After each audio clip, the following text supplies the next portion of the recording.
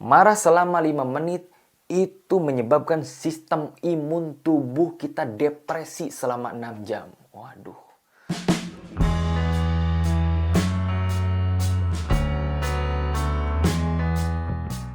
Berjumpa kembali di channel Kang Ustadz. Hari ini Kang Ustadz mau membacakan sebuah artikel yang ini menurut Kang Ustadz perlu ya kita ketahui berkaitan dengan kondisi pandemi yang sedang kita hadapi sekarang. Dan subhanallah ya, kita tidak mengetahui ini mau sampai kapan ini keadaan dunia seperti ini ya.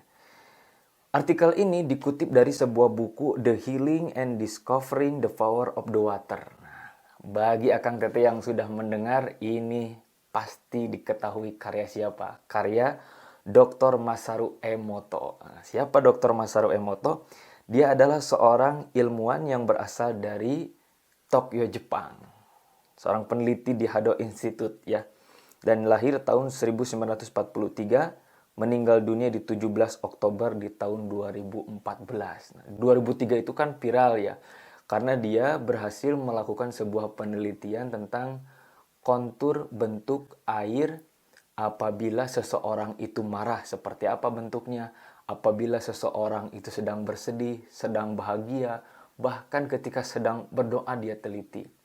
Dan dari seluruh air yang dia teliti, yang paling unik adalah kontur bentuk air Zam-Zam yang bersumber di Mekah Al-Mukarramah ya. Dan dia menyebutkan dari air Zam-Zam ini ada banyak khasiat untuk menyembuhkan berbagai macam penyakit. Sampai saya kutip dan saya baca di Tribun News ya, Tribun News Aceh, disebutkan bahwa Dr. Masaru Emoto ini masuk Islam ya, subhanallah. Allah memberikan hidayah melalui jalur yang mana saja.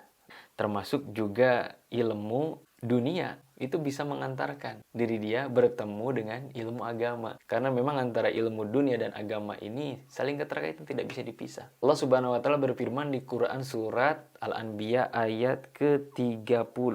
Wa ja'alna minal ma'i kulla syai'in hayyin. Sesungguhnya Allah menciptakan segala sesuatu itu berasal dari air. Di buku tersebut ternyata tidak hanya menjelaskan tentang keajaiban air ya. Karena judulnya pun The Healing and the Covering, artinya proses penyembuhan. Dan dia pun menjelaskan di antara salah satu penelitian yang lain, bahwasannya penyakit dalam diri seseorang itu 90% berasal dari apa? Berasal dari pikiran, berasal dari hati, perasaan seseorang. Dan 10%-nya itu berasal dari makanan. Nah, jadi keliru ya. Menurut beliau, Dr. Masaru Emoto, kalau penyakit itu dari makanan, penyakit itu berasal dari perut, tidak sebenarnya. Penyakit itu dari pengendalian pikiran dan penguasaan emosional, kata beliau. Kita dulu pernah waktu belajar di SD dicekoki dengan istilah mensana in corpore sano, bahwasanya di dalam tubuh yang sehat itu terdapat jiwa yang kuat. Sebenarnya ini terbalik, sahabat. Karena dalam Islam itu malah Rasul menyebutkan ala inna fil jasadi mudghah. Ketahuilah bahwasanya dalam jasad seseorang itu ada segumpal darah. Fa in solahat solahal jasadu kullu. Kalau segumpal darah ini baik, maka baik pula seluruh jasad yang lain. Wa in fasadat fasadal jasadu kullu. Kalau segumpal darah ini buruk, maka buruk pula seluruh jasad yang lain. Ala wahiyya qalbu. Kata Rasulullah, ketahuilah itulah hati seseorang. Jadi hati yang mengendalikan tangan bergerak, hati yang mengendalikan kaki berjalan, hati yang mengendalikan mata melihat, hati yang mengendalikan mulut berbicara, hati yang mengendalikan telinga mendengar. Dan kesehatan seluruh tubuh kita itu tergantung sumbernya satu, yaitu hati. Makanya hati-hati, jaga hati.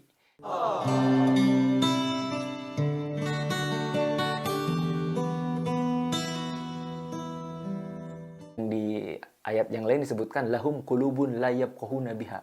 Mereka memiliki hati tapi tidak digunakan untuk memahami ayat-ayat Allah. Jadi jelas hati itu memang berfungsi untuk memahami ya. Maka dari itu harus dikendalikan emosinya, ya amarahnya, ya bersedihnya itu harus dikendalikan. Kalau tidak, berpengaruh kepada kebaikan fisik yang lain. Dr. Masaru Emoto pun menyebutkan bahwasannya selain hati itu menguasai anggota tubuh, ternyata dari hati itu pula penyebab di antara penyakit-penyakit yang timbul. Yang pertama, kenapa disebut 90% penyakit itu berasal dari pikiran dan 10% penyakit itu berasal dari pola makan yang keliru. Beliau menyebutkannya, kalau tidak percaya lihatlah orang gila ya. Dia makan apapun, bahkan ngambil dari tong sampah, fisiknya tetap sehat karena pikirannya happy. Buat tuh nyari tahu panas tiris dan ugelo mata renit ke puskesmas meureun gitu kan. Nyeri awak dah mau minta dipencetan ya namanya gen ugelo-nya. Tapi di sini dia menyebutkan ada korelasinya ya. Yang pertama kata beliau, marah selama 5 menit itu menyebabkan sistem imun tubuh kita depresi selama 6 jam. Waduh, di masa pandemi kita sangat butuh kalau tubuh kita ini sehat, kuat ya, menangkal berbagai macam virus yang datang. Sampai makanan itu dikonsumsi, makanan-makanan vitamin itu dicari buat meningkatkan sistem imun. Nah, padahal sistem imun yang paling utama ini adalah jangan marah. Kalau kata Rasul mah la tagdob, tong ambek-ambekan ya. Ambek menang, tapi tong ambek-ambekan. Marah boleh, tapi yang tidak boleh itu marah-marah ya. Karena marah 5 menit itu menyebabkan sistem imun kita depresi selama 6 jam. Kumaha lamun ngambekna 5 jamnya. Baik, yang kedua, ya, Akang Teteh yang dendam atau memendam kepahitan. Itu menyebabkan imun tubuh seseorang bisa menjadi mati. Subhanallah ya, dendam ya. Jadi kecewa terhadap orang lain dan ingin membalas kejahatannya. Ternyata itu menyebabkan sistem imun tubuh kita menjadi mati. Dendam eta teh nya, kumaha lamun memendam perasaan. Daripada dipendam jadi penyakit, mending budalkeun lah. Dan kata beliau, disitulah bermula segala bentuk penyakit seperti kolesterol, hipertensi, stroke, kemudian serangan jantung, rematik, itu penyumbatan pembuluh darah. Wah, subhanallah banyak sekali ya. Berasal dari apa? Dari dendam. Baik, yang ketiga, Akang Teteh, stres. Nah, ini hati-hati. Stres itu dapat mengakibatkan gangguan pencernaan. Aduh, stres teh. Bilihnya, aduh cenah abdi teh geus teu miceun ieu teh 3 hari. Masalahnya bisa jadi bukan karena ada penyakit di perutnya, bisa jadi dia dalam keadaan stres. Itu mengakibatkan gangguan pencernaan. Yang keempat, Kang Teteh, jika kita merasa khawatir, itu dapat memudahkan orang untuk terkena penyakit nyeri punggung, sakit punggung, sok nyeri walikat eta teh anu sok khawatiran gitu kan ya. Anu sok dedepan gitu tah. Khawatir besok tidak makan, khawatir besok tidak mendapatkan rezeki, khawatir kalau punya anak tidak bisa dibiayai, khawatir kalau punya istri tidak bisa dinafkahi. Akhirnya dia tidak menikah tah. Biasana ieu nya sok nyeri tonggong eta teh. Terlalu khawatir teh ya. Kemudian selanjutnya, mudah tersinggung. Nah, ya gede ambek ya. Hati-hati, gede ambek ya loh pembahasannya di dia. Maka akan cenderung terkena penyakit insomnia. Nu gede ambek, itu teh sok sesare cenah. Cek Dr. Masaru Emoto. Insomnia itu berasal dari apa? Insomnia itu sebenarnya akibat. Sebabnya apa? Sebabnya orang mudah tersinggung. Baik, yang keenam. Bingung. Nah, ini bingung. Maka itu akan mengakibatkan terkena penyakit gangguan tulang belakang bagian bawah. Kalau tadi mah khawatir tulang punggung bagian atas, kalau bingung itu tulang punggung bagian bawah. Memang saya sok itu lamun bingung tulang punggung bagian bawah. Komo lamun bingung tulang punggung bagian bawah nyabak kana pesak. Eueuh duitan. Aduh, eta teh. Aduh, sok nyeri teh pisan gitu tah. Selanjutnya, Akang Teteh yang ketujuh itu rasa takut yang berlebihan. Itu akan mudah terkena penyakit ginjal. Luar biasanya ngerinya. Nu kadalapan ya, negative thinking. Berpikir negatif. Harusnya kan positive thinking ya, ini berpikir negatif. Kalau mungkin dalam bahasa agama ada istilah su'udzon dan husnudzon. Berprasangka baik dan berprasangka buruk. Kan kita diperintah. Iyakum wazonna. Jauhilah prasangka buruk. Fa inna zonna akdzabul hadis.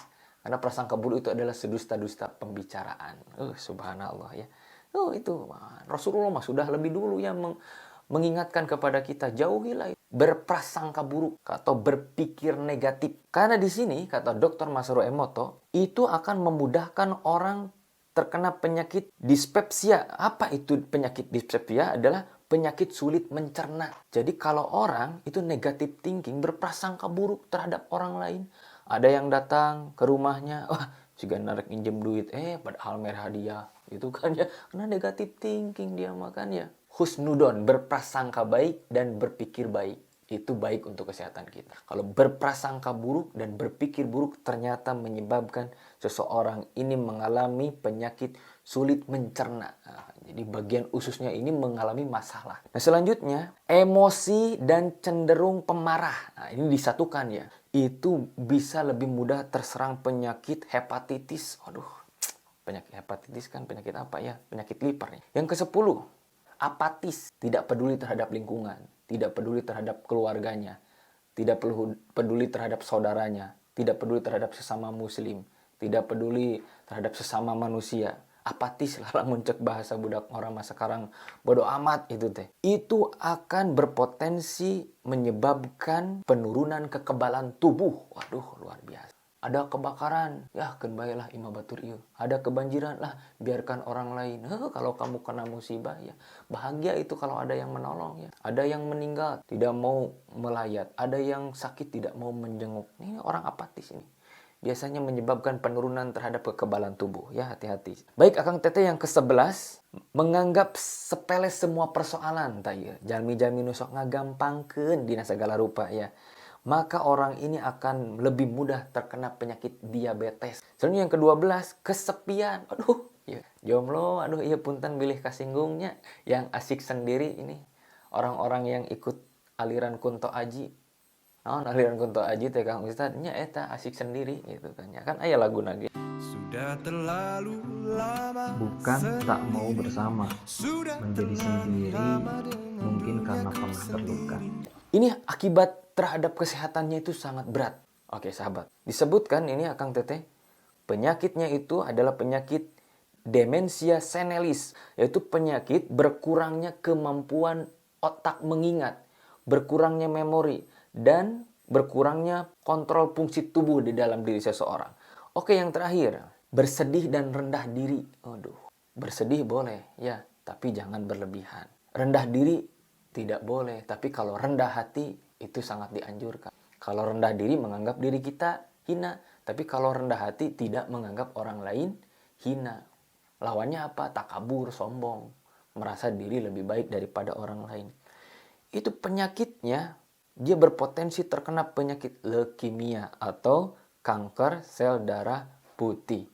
Begitulah Akang Teteh yang Kang Ustadz baca di bukunya The Healing and Discovering the Power of the Water, karya Dr. Masaru Emoto, seorang ilmuwan dari Jepang yang sudah meninggal dunia ya di tahun 2014. Jadi mudah-mudahan bermanfaat. Kondisi pandemi adalah kondisi di mana penyebaran virus di lingkungan kita ini sudah tidak bisa terkendali dan mungkin sudah tidak bisa dihindari. Maka kita tingkatkan kekebalan imun tubuh kita dengan mengkonsumsi makanan-makanan yang meningkatkan sistem imun. Dan yang paling penting, kendalikan pikiran, kendalikan akal, kendalikan perasaan, kendalikan hati. Karena itu juga diantara salah satu upaya diri kita untuk meningkatkan sistem imun tubuh di dalam diri kita. Baik, terima kasih. Itu saja yang bisa Kang Ustadz sampaikan. Mudah-mudahan ada ilmu yang bisa bermanfaat untuk Akang Teteh semuanya. Dan kalau mendapatkan manfaat, tolong ya tidak meminta tanda terima kasih Kang Ustadz mah, tapi mung hoyong dipangsubreken begitulah. Jazakumullahu khairan kasiron. Assalamualaikum warahmatullahi wabarakatuh.